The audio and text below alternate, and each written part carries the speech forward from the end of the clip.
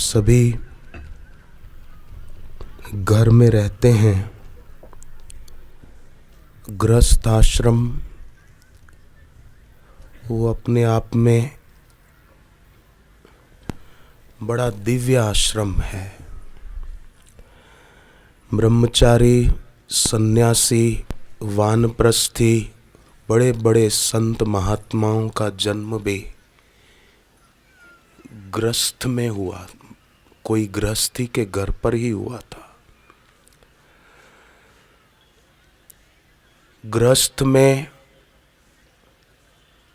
सदगृहस्थों को चाहिए कि अपने बच्चों को बचपन में विद्या अभ्यास कराएं, परंतु केवल स्कूल और कॉलेज के विद्या अभ्यास को ही महत्व न दिया जाए। पहले के जमाने में विद्यार्थी गुरुकुल में जाते थे, उपनिषद और वेद पढ़ते थे। समय होता तो धर्मानुकूल उनकी शादी होती, उनका विवाह होता था। आजकल गुरुकुल में वेद और उपनिषद नहीं पढ़ते हैं तो धर्म के विपरीत आचरण हो जाता है। न देखते हैं धर्म, न देखते हैं कुल परंपरा, न देखते हैं अपनी जाति। बस मेरे को तो फलानी से शादी करनी है, मेरे को फलाने से शादी करनी है। जो ऐसा धर्मानुकूल आचरण नहीं करे ना, उनको बोलो कि काले अंगूर ले जाकर गणेश जी पर चढ़ाओ, फिर देखो अपने आप वो जो कहना नहीं मान रहे ना, एक दूसरे के ही दुश्मन हो जाएंगे। तो गुरुकुल में पहले विद्यार्थी पढ़ते थे तो पक्षपात से, क्रूरता से और मनमानी से दूर रहते थे। आजकल मनमानी तो सबका, मानो कदम कदम पे मनमानी कैसे करना, ज़्यादा खर्च कैसे करना, माँ बाप को जवाब कैसे दे देना, वो ही सीखते हैं। और फिल्मों में भी यही सिखाया जाता है। महात्मा गांधी ने श्रवण कुमार के जीवन पर आधारित नाटक देखा था तो माँ बाप की सेवा करने की प्रेरणा पाई थी। आजकल ऐसा कोई नाटक या ऐसी कोई पिक्चर दिखाई नहीं जाती जिससे माँ बाप का विद्यार्थी आदर करें। तो पहले के ज़माने में गुरुकुल में विद्यार्थी संध्या वंदन करते थे। सुबह सूरज उगने के पहले नहाकर बैठ जाते थे, ध्यान करते थे, यज्ञ करते थे। हम लोग अगर रोज प्राणायाम करें ना तो प्राणायाम ये वायु की उपासना का द्योतक है। हम जो भगवान का नाम बोले ना तो भगवान का नाम ये आकाश की पूजा का द्योतक है। जो लोग नाम बोलते हैं राम राम, हरि हरि, वो वातावरण को पवित्र करने का पुण्य कमाते हैं। जो गुरु दीक्षा लेते हैं और जप करते हैं रोज माला लेकर 10 माला, वो समझो ये आकाश में एक यज्ञ कर रहे हैं। कोई साधारण काम नहीं है, बड़ा ऊंचा काम है। तो पहले के ज़माने में विद्यार्थी पढ़ते थे उपनिषद और वेद, फिर बाकी के समय में जप ध्यान आदि करते थे, त्रिकाल संध्या करते थे। भगवान कृष्ण अपने गुरु के आश्रम में वेद उपनिषद पढ़ते, बाकी के समय में ध्यान करते और सेवा भी करते, जंगल से लकड़ी काट कर लाते गुरु के लिए। अब आज गुरुदेव हमको ये नहीं कहेंगे कि आप जंगल से लकड़ियां लेकर आओ, पर हम इतना तो जरूर करें, अपने घर में यज्ञ करें। प्राणायाम करना ये यज्ञ है वायु देवता का, मंत्र जप करना ये यज्ञ है आकाश देवता का।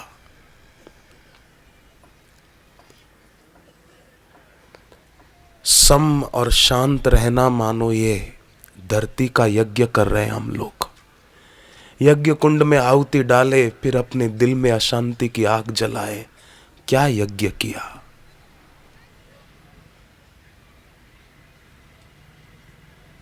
अपने जीवन में खास ध्यान रखा जाए, बच्चों के लिए भी और अपने लिए भी। भारतीय वैदिक दृष्टिकोण में चरित्र की रक्षा पर भी ध्यान दिया गया है खास। पर आजकल कॉलेजों में कहाँ ये सब होता है। और बहनें तो बेचारी भावना प्रधान होती हैं। नहीं तो तैत्तिरीय उपनिषद में मातृ देवो भव पहले कहा है बहनों, पितृ देवो भव बाद में लिखा है। मनुस्मृति में यत्र नार्यस्तु पूजन्ते रमन्ते तत्र देवता, ये लिखा है। जिस घर में नारी का आदर होता है उस घर में देवता बेटा बनकर आता है। पर आजकल नारी युवती वो अपने उस सम्मान को छोड़कर बस नारी स्वातंत्र्य पुरुषों जैसी वेशभूषा बनाने में युवती अपने को बड़ा मानती है। नहीं नहीं बहन, तू अपने बड़प्पन का घात कर रही है, अपने असली बड़प्पन को ठुकरा रही है। मातृदेवो भव ये उपनिषदों में आया है। और आज की कन्या बॉयकट रखकर और पुरुषों जैसी वेशभूषा बनाकर अपने को बड़ा मानती है।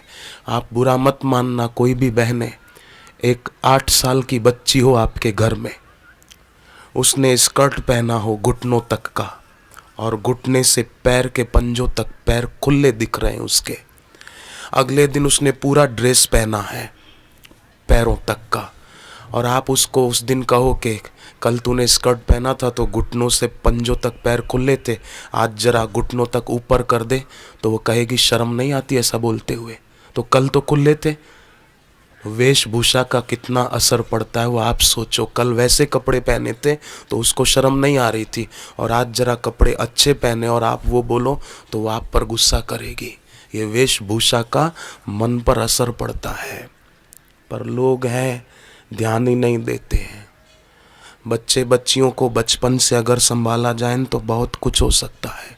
मीरा भी तो कभी छोटी बच्ची थी, शबरी भी तो कभी छोटी बच्ची थी, विवेकानंद भी कभी छोटे बच्चे थे, समर्थ स्वामी रामदास भी कभी छोटे बच्चे थे, छत्रपति शिवाजी भी कभी छोटे बच्चे थे। जो बोलते हैं बच्चे कहना नहीं मानते, तो वो इन महापुरुषों का इतिहास देखो। बापूजी के जीवन को पढ़ो। 2.5 साल की आयु थी तो माँ कैसे ध्यान करना सिखाती थी। बहनों को चाहिए कि अपनी भावनाओं को सही दिशा में मोड़े। मनुस्मृति में लिखा है कि कन्या आजन्म ब्रह्मचारिणी रहे चल जाएगा, पर कन्या कभी भी अयोग्य वर से शादी न करे। माँ बाप को चाहिए। मैं बहरीन गया था, प्रवचन था, एक छोटा सा मुस्लिम देश है। एक सज्जन के घर जाना हुआ, मैं हैरान रह गया। मैं तो सोच रहा था कि ये लड़की इस आदमी की बेटी होगी शायद, पर मैं वो लड़की से मैंने पूछा कि आप, बोले मैं इनकी पत्नी हूँ। तो मैंने सीधा पूछा, मैंने कहा आपकी उम्र और इसकी उम्र में तो बहुत फ़र्क है। बोले इनकी उम्र 45 साल है, मेरी उम्र 22 साल है। लड़की बोली मेरी उम्र 22 साल है, इनकी उम्र 45 साल है। 45 साल का पति और 22 साल की पत्नी। मैंने पूछा इतना अन्याय तुम्हारे साथ किसने किया? तुमने अपने आप किया पैसों की लालच में? बोले नहीं, मैं ऐसा क्यों करती, बेवकूफ़ी भरा कृत्य, पर मेरे बाप ने ज़बरदस्ती करवाया। मेरे बाप ने कहा कि ये पैसे वाले हैं, तू खुश रहेगी, विदेश में रहेगी। आग लगा विदेश को, सारे जहां से अच्छा हिंदुस्तान हमारा, मेरी बेटी विदेश रहेगी, ये पैसे वाले हैं, आग लगा पैसे को।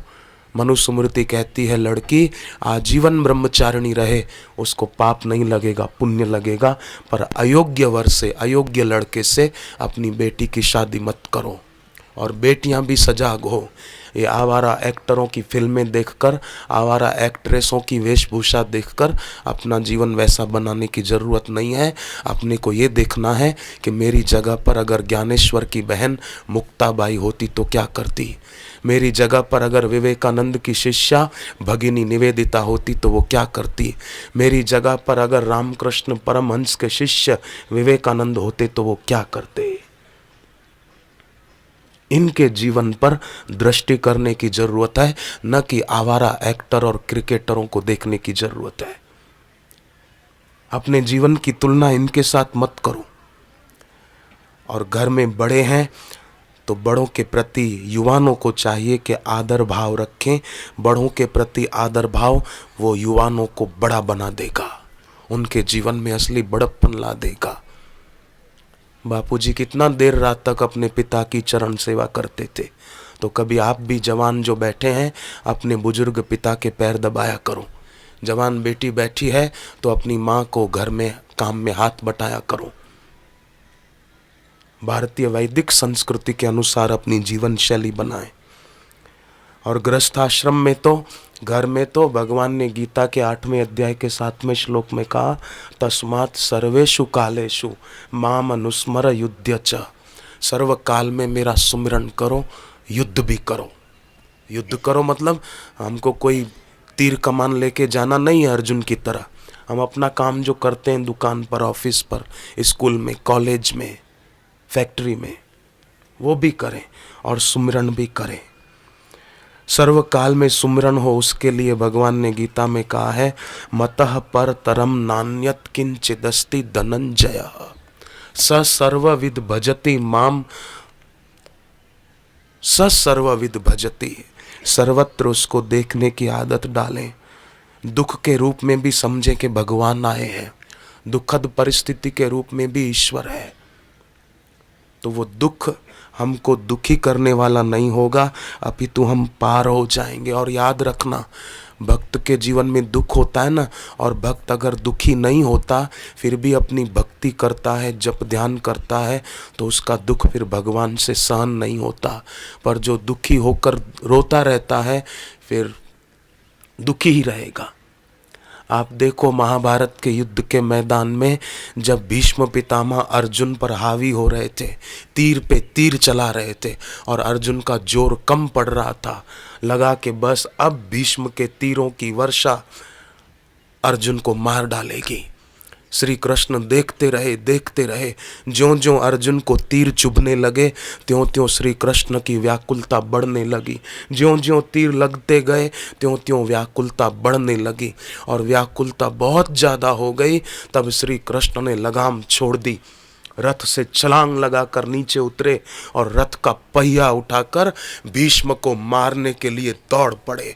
उनका पीताम्बर गिर गया, पीताम्बर की परवाह नहीं की, बस आज भीष्म को मेरे से कोई बचा नहीं सकता, मैं भीष्म को खत्म कर दूंगा। भले इसके बाप ने इसको इच्छा मृत्यु का वरदान दिया हो, इसके बाप के वरदान को मैं आज भगवान भगवतीय सत्ता का स्मरण करके इसके बाप के वरदान को भी झूठ साबित कर दूंगा। देखता हूं आज भीष्म को कौन बचाता है मेरे से।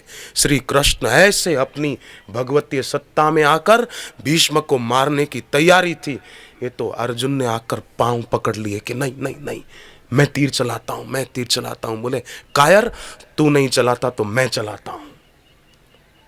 हथियार न उठाने की प्रतिज्ञा ली थी, पर अपने भक्त पर विपत्ति आती हुई देखकर श्री कृष्ण खुद पहिया लेकर खड़े हो गए।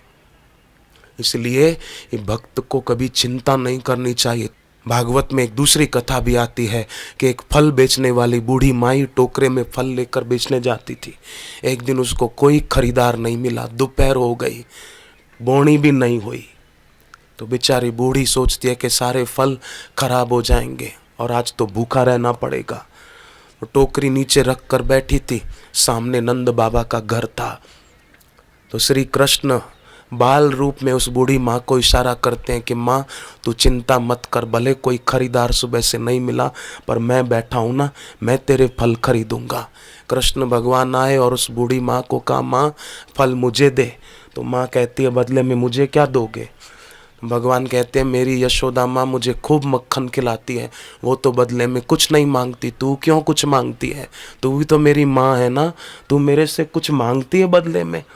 तो वो बूढ़ी माँ की आंखों में आंसू आ गए। वो कहती है कि मेरा तो काम ही यही है बेटा, मैं ये बेच कर कमाती हूँ और रोटी खाती हूँ। तो बोले ठहरो माँ, मैं तुम्हारे लिए कुछ लेकर आता हूँ। कृष्ण भगवान गए दौड़कर और नन्हे नन्हे हाथों की अंजलि भरकर गेहूँ लेकर आए। उसमें से भी कुछ गेहूँ के दाने नीचे डुल गए और आकर बूढ़ी माँ को दिए, कुछ जो बच्चे थे। बूढ़ी माँ ने टोकरी में रख दी और फल श्री कृष्ण को दे दिए। और टोकरी लेकर घर आई तो सारी टोकरी कीमती रत्नों से भरी हुई थी। मेरी दुकान पे काम नहीं चलता, मेरे धंधे में मंदी आ गई, तो ये बूढ़ी माँ की बात याद रखो। भगवान ने कहा कोई खरीदार नहीं है तो क्या है, मैं खरीदार हूं ना। तो उसकी तरफ देखो, बूढ़ी माँ उनकी तरफ देख रही थी ना। पर आजकल लोगों की दुकान में काम नहीं चलता तो किसी 2 पैसे के तांत्रिक की तरफ देखते हैं, किसी निगुरे पंडित की ओर देखते हैं, और पंडित बकवास कर देता है ग्रहों की दशा ठीक नहीं है। अरे विवेकानंद बोलते थे ग्रहों को दोष मत दिया करो, ग्रहों के देवताओं को दोष मत दो, अपने कर्मों की ओर देखो, अपने जीवन की ओर देखो। लोग बोलते हैं जीवन व्यर्थ है, जीवन बेकार है। अरे आपके जीवन जीने का ढंग बेकार है, जीवन बेकार नहीं है। जीवन तो रामकृष्ण परमहंस ने भी जिया था, शिवाजी ने भी जिया था, वो भी तो रोटी सब्जी खाते थे ना। तो हम लोग क्यों अपने को कोसें, हम क्यों अपनी नज़रों में गिर जाएं। तो पूज्य बापू की वाणी, पूज्य बापू का ज्ञान और पूज्य बापू का नामदान, वो हमें जीवन जीने का एक सही ढंग सिखाता है कि जीवन ढंग से जियो, ढोंग से नहीं। जीवन को सार्थक करो, निरर्थक नहीं।